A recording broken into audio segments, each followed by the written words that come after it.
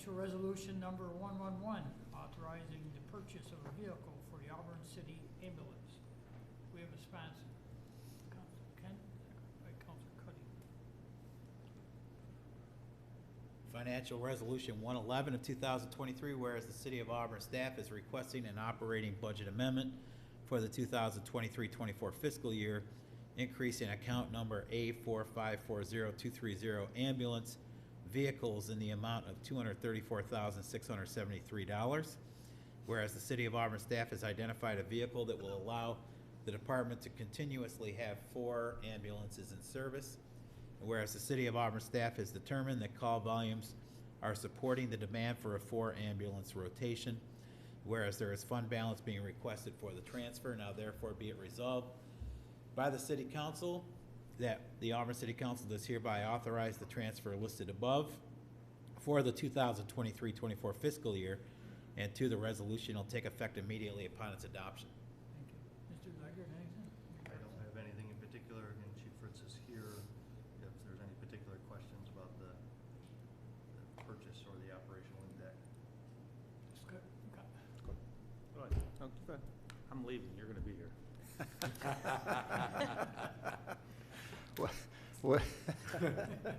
What is the lead time on the ambulance? Almost as quick as we can sign the paperwork, I believe. Oh, I didn't know you got up there. I'm sorry. That's okay. Yes, vendor we worked with when we purchased the first 5 ambulances has ambulances in stock, if you can believe that. So basically waiting to know what name they're going to put on it. So. How are we doing with billing? I know that we recently went out to RFP, hired a new billing service. What is your overall assessment of how that's going? So our Director of Operations and I have had discussions about that. She's much more satisfied with the level of service and communication we're getting from the current vendor. Corporation Council and I had a discussion earlier in the week with the previous vendor about the transfer of records so that the new vendor can pick up where they left off and do that catch up. There's a period of time where there's some overlap and lapse. We're confident that will happen, and we also again have put out an RFP for collection services. And that was my next question. When does that RFP close? I don't recall. Chief, do you recall? I do. It closes tomorrow. Close of business. And what do you think, best guess, I'm not going to hold you to it, time frame to review those RFPs, hire a collection agency, and get that process started? I believe at this point we've received 7 proposals, so that'll take some time for staff to review and go through. It's the holidays, Sure. so hopefully within a month. All right, that's fair. For either one of you, is AMR still operational in the county, or have they left? The chief's doing it day-to-day, so I'll let him answer that. They are still operational at this time. Their last day of service in the county is December 31st. Have we seen any increase in calls yet? We have seen no dramatic increase in calls as of yet. They seem to be staffing at the level they were, which is 1.5 ambulances a day, which equals 2 during the day and 1 at night. So And we're still a solid 4 ambulances a day? 4 ambulances, yes. I mean, I think. Can you guys speak up? We can't hear you out here. Okay, I'm sorry. Can you hear me now? Yeah, Okay. I can't hear a word you're saying.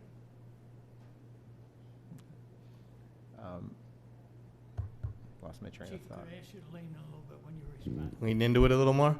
How's that? Thank you. All right. Thank you. I lost my train of thought. It was a question about 4 ambulances. Yes, so this is really to make sure that we continue to have 4 ambulances in service at all times? That's correct. What the reason for this ask for this additional vehicle was we were finding that, as you may remember, when we started the operation, we started with 5 ambulances. 4 of them were brand new, 1 of them was used.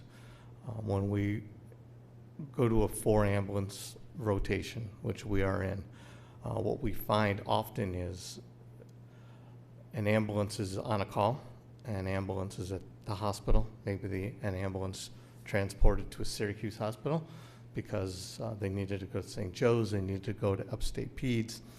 And when a crew comes in, or the night crews or the day crews for that matter start coming in, when our current fleet is out on calls and providing service, when they come to work, they don't have an ambulance to get into. And so we actually have staff there ready to go, but we don't have an ambulance to put them in. And calls never stop coming, waiting for our ambulance to come back to Syracuse. So we also recently had a deer strike. So collectively on our ambulances, we've put over 160,000 miles on them in 2 years. I'm surprised it took as long as it did before a deer strike. But when that happened, we lost the 5th ambulance for 26 days out for repair, and we had no extra crews at all or extra ambulances at all.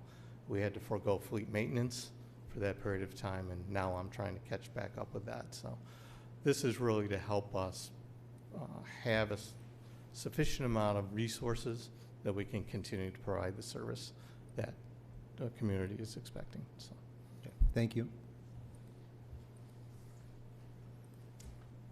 So I'm a little confused, but we got 4 new ambulances, 1 used, and we're gonna buy another one. Correct. So we're gonna have 6 ambulances in service. We're going to have 6 ambulances within the ambulance service. Right now. We're going to have 4 ambulances in service providing with crews in them. 2 ambulances will be backup ambulances and to take care of any influx of calls, which there often are, and to cover shift change when all the in-service vehicles are out, which they often are. So getting another ambulance, we don't need any more manpower for that ambulance because we already have the manpower sitting there waiting to get the new ambulance. The personnel that are waiting are the personnel that came in on shift change. They are not reporting to work every day without an ambulance. They're reporting to work at their normal shift.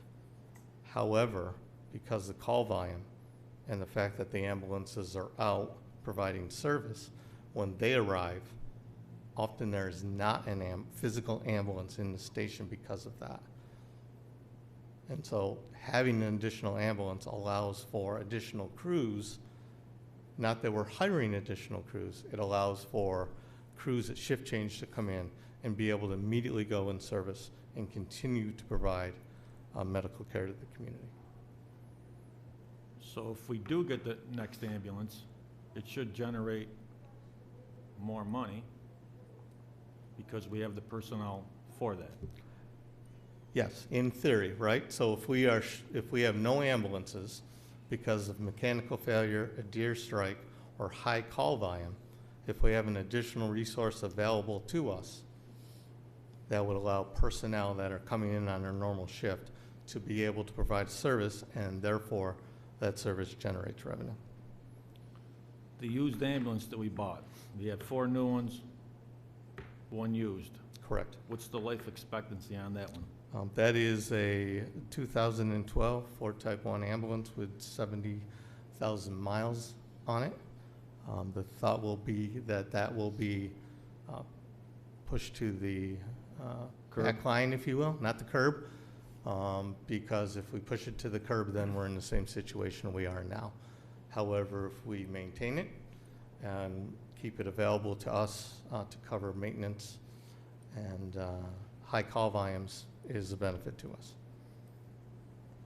As you know, I wasn't in favor of the ambulance service, but at this stage, I think it's foolish not to get the ambulance since we're so involved. So for that reason, I'm going to support the ambulance. Chief or City Council, Well said. Thank you. is the ambulance similar to an Auburn fire vehicle? Is it a custom build or is it pretty much stock, standard, whatever the term would be? These ambulances are pretty stock. They're wheel coats. They're called city medics. There's not a lot of bells and whistles. They are a good ambulance, designed to provide service in an urban environment. So, I'm not questioning their build or their reliability. I'm just thinking the lead time for a custom fire truck.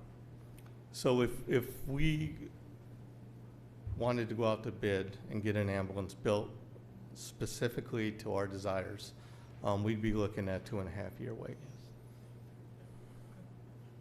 Okay, one more question, Mayor. Thank you. Mr. Duggar, I mentioned this to you in a conversation earlier in the week. Exactly what we're talking about in fleet maintenance and making sure we have operational vehicles in the past, that hasn't always been the approach, and then repair costs continue to mount up. Last year in the budget, we took a break from purchasing vehicles for some of the departments, kind of hit the reset post-COVID. One of those departments was the police department. I just want to make sure that we're going to revisit that in the budget this year for the very reasons that we're talking about with the ambulance service. Yes, Mary Beth and I have had some discussions already because we're getting ready to get into the budget year. Department heads have been